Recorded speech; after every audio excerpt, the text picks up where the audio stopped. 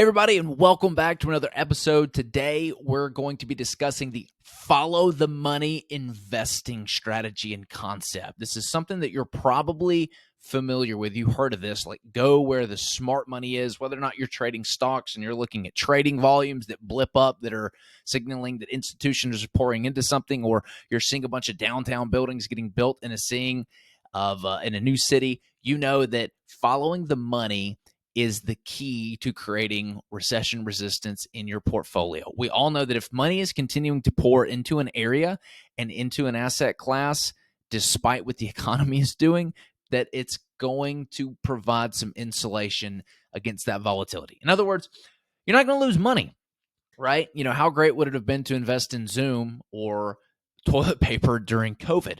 Right? So money doesn't disappear. It just finds a new home. And so it's our job to be able to follow the smart money. And hey, props to you if you can get ahead of it. But what I want to show today is how do you know whether or not money is moving into an area or into an asset class? And specifically, we're going to be talking about real estate because that's my background and that's my specialty. So today, I want to show you how to, one, analyze whether or not there's money moving into a specific market. We're going to talk about a specific city, and there's tons of great cities to invest in out there. I'm going to be using Nashville, Tennessee specifically because this is a market that I know and love. So we're going to be talking about it. Let's jump in. So there are four main types of traffic when it comes to financial movement. Those are institutions, large corporations, small businesses, and consumers. That's it. Those four, if you've got those four moving into an area or a mix of those, that is money that is moving into an area. And so I like to see money as like these rivers, these streams. And if you look at a map of the United States, you would see that there's certain bigger streams and a lot more streams that are pouring into certain cities and pouring into certain asset classes. And that's where you want to be. That's where the insulation is. Follow the money. So let's start with those four we just named. How do you know whether or not that stream of income is going into a specific city? We're going to be talking about an area here. Let's talk about it. That's what we're going to be going over today. So let's start with institutions. How do you know that institutional capital is moving into a specific area? We all know that COVID kind of revealed this environment that we knew was there. It just made it a lot more prevalent. You've got business-friendly states and you've got non-business-friendly states. And I can tell you right now, there is a huge migration of institutional capital that's going away from these non-business-friendly states like New York, California, that pay high in taxes, not business friendly, shut everything down during COVID, to more business friendly states like Florida, Texas, and Tennessee, because we didn't shut everything down. So how do you know that they're moving in?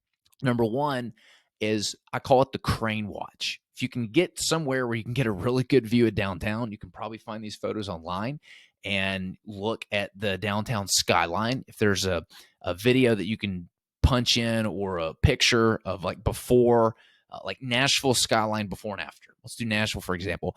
You'll see a picture of the Nashville skyline in 2010 and then a picture of the Nashville skyline in 2018.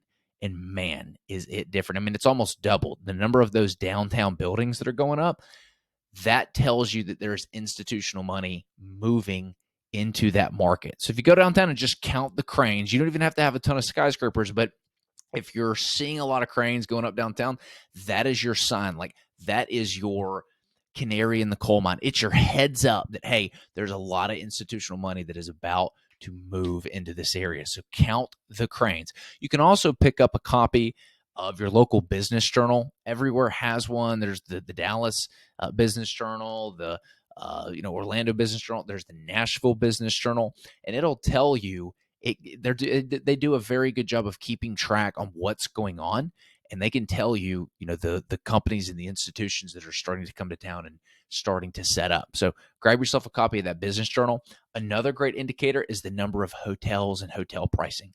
So if you notice that hotel pricing is expensive, that means there's not enough demand for hotels, and chances are there's a lot of institutional money that's about to pour into that because the hotel business is big business. Institutions love the hotel space, And so that's a great indicator. Right now, I think Nashville's hotel scene, like we're twice as expensive as the average daily hotel rate in the United States. You should see there's some like 30 hotels that are slated to be built and open here in Nashville, Tennessee, because we just can't keep up with the tourism. So pay attention to the number of new hotels that are going up, and specifically the hotel price. A higher price indicates that, hey, there's probably going to be some institutional money moving in there if that high price is pretty consistent. Number two was large corporations. So again, we're kind of going back to the downtown buildings, but more specifically, if you're looking in your local journal, your local news sources, like we have the Tennessean, the Nashville Business Journal, what big companies are moving in? Nashville, for example, we've got, you can actually see that Amazon has a headquarters downtown, 5,000 C-suite exec jobs.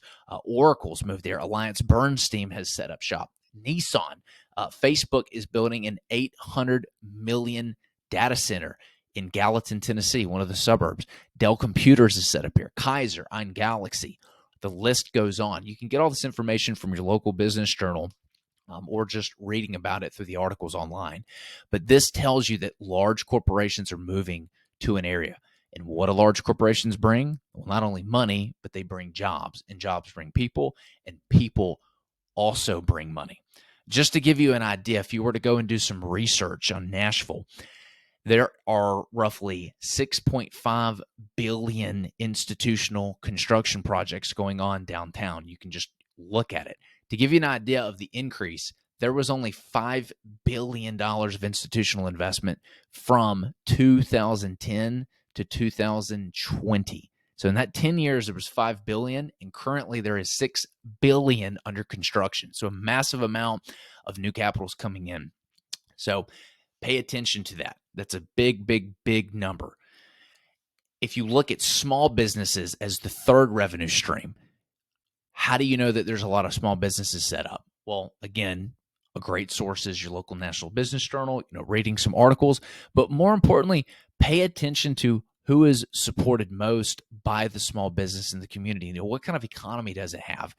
Nashville, for example, we have $14.4 billion spent. 14.4 million tourists visit per year, and they spend over $29 billion on tourism. That is a huge, huge, huge number. So that the hospitality industry, the restaurant industry is really going to do well. There's a lot of small businesses that are going to flock to that. When you've got an area that the tourism is significantly growing, that should give you a great idea whether or not you've got small businesses, moving into that area, because they thrive off of that. The fourth and final stream of income, when we're following the money, are consumers. So are people moving to an area? So how do you know if people are moving to an area? Downloading a list of top 10 fastest growing cities, looking at an area's median home sale price. Don't look at the average, because a few very expensive homes can inflate what the average home price may be, to the right or to the left. Make sure you're looking at median home prices and how quickly they're rising. Rising home prices are a great indication that people are moving into an area. There's more demand than there is housing there, and prices are starting to go up. Look at the population growth of a city. These are very simple numbers that you can go pull. Nashville, for example, since 2010 has grown by 33%. We've added 1/3 of the population. That is huge.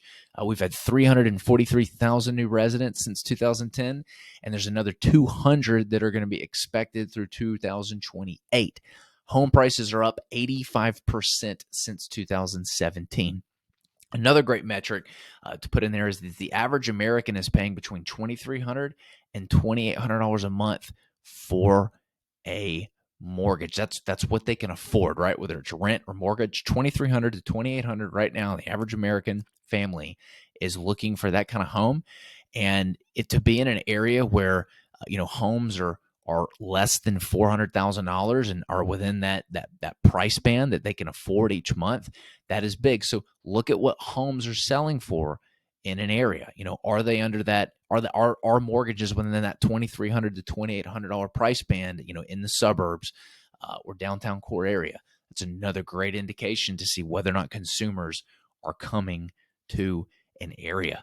So again, those four are institutions, large corporations, small businesses, and consumers. Do your homework and listen to what I just said about identifying whether or not this particular demographic is moving into an area, because this is where you can make a lot of money. It doesn't hurt to jump on the bandwagon, but if you can figure out how to get ahead of it through some of the indicators I named, you will make a lot of money. That's it for today's episode. If you get a chance, please leave us a 5-star review.